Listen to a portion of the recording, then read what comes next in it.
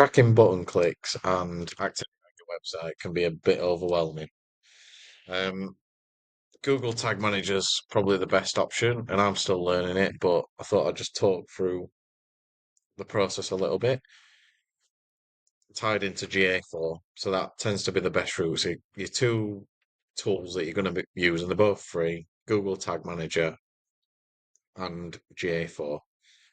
So this morning I wanted to start tracking inquiries, or sorry, clicks on a button on my website, which takes them to a Calendly link, and people can book an appointment basically, or a meeting with me for 20 minutes, discuss SEO and all that sort of stuff.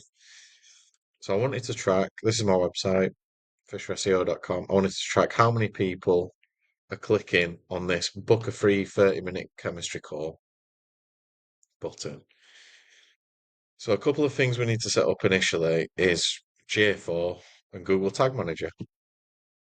So to do those two things, I'm not going to talk through the whole process because I could make a separate video on these. Obviously, get in touch with me, go onto my website, book a 30-minute chemistry call, or send me a message, go on WhatsApp, and I'll talk.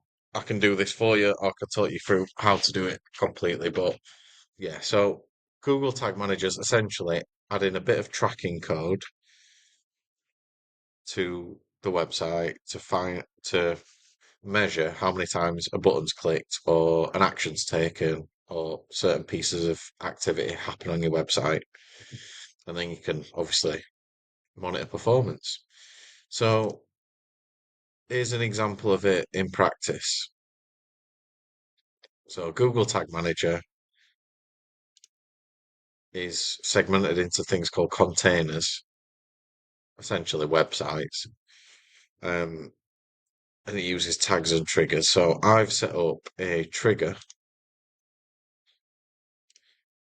called booking meeting, and there are a couple of different ways you can do this, but essentially just keep it sort of simple and install Google Tag Manager on your website, which is, I'll just have a look.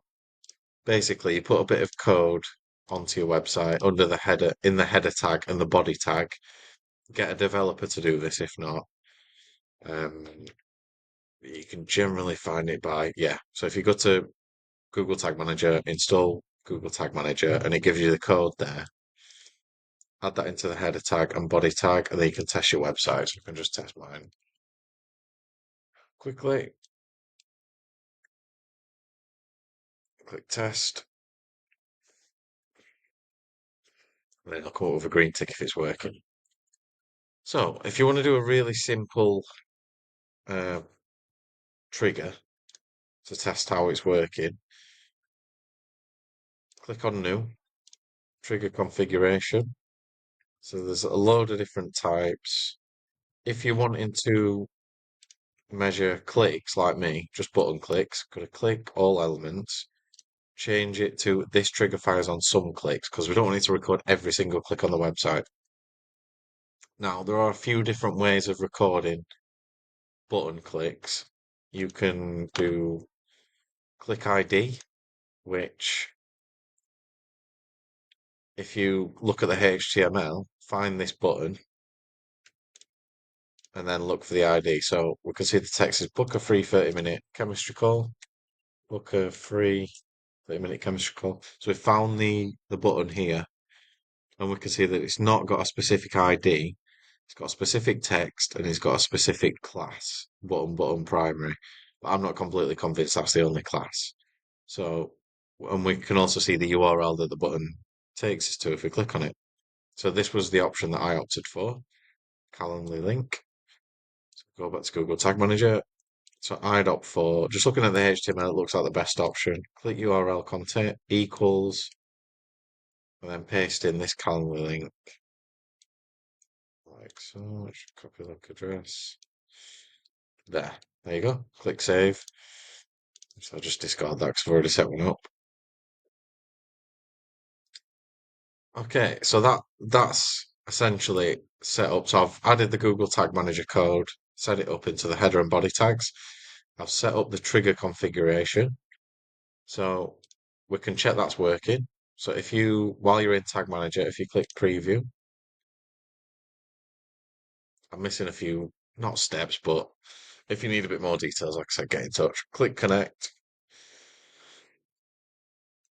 Now, this is a bit of a sandbox where it's a Chrome extension called Tag Assistant.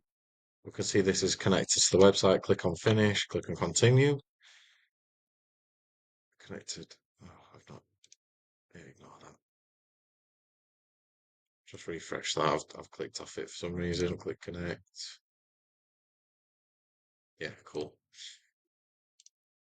Right. So you can see two Google tags are found, Google Tag Managers and Google Analytics or GA4's ID there as well. We can see there's a chemistry call tag, but it's not been fired yet. And this is how you test it. And then I've set it up in GA4, but ignore that for now. So this is the sandbox where don't click finish until you're done. That's another tip. But if you're wanting to test whether the activity is going to trigger the trigger or record the trigger, then click on the link that you're wanting to measure. So I wanted to measure that one, click there. Now it says tags fired. So that's tracking correctly as far as I can see. I can see chemistry calls in there, which is the trigger that I set up previously. And I've also synced this up with GA4. So I've created an event in GA4, chemistry underscore call underscore click. We can see the hit's been sent. So that's tracking properly in Google Tag Manager, tracking properly in GA4. Just to do one other check in GA4, I'd open it up, go to the property, reports, real-time overview. I've tested this a couple of times, but yeah. So you should see in the real-time overview the event being triggered. So you can see the event count in the last 30 minutes. Obviously, it might be better off if you test it when it's not, the event hasn't happened in the last 30 minutes, and then you can see it pop up as number one, and it all sort of makes sense. But yeah, it's a little bit difficult because it's fairly easy to track conversions in GA4 without using Google Tag Manager. If you click a button, it takes you to a thank you page or takes you to a landing page. But this is an example of how to monitor button clicks without creating that separate landing page, just monitoring certain button clicks. Um, Also, I've seen it a couple of times in e-commerce sites where, try and find an example, it essentially attributes all sales to the checkout page or the revenue page. It works with the items, so you can see the items purchased, but when we actually look at a page level, item name, what will be this part? Try user acquisition. Oh, sorry, landing page. Here we go. Landing page. You can see revenue.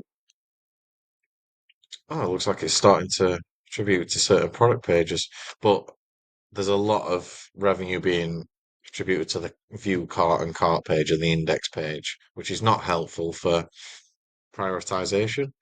So I'm looking to possibly use Google Tag Manager to set up triggers for individual purchases on individual product pages.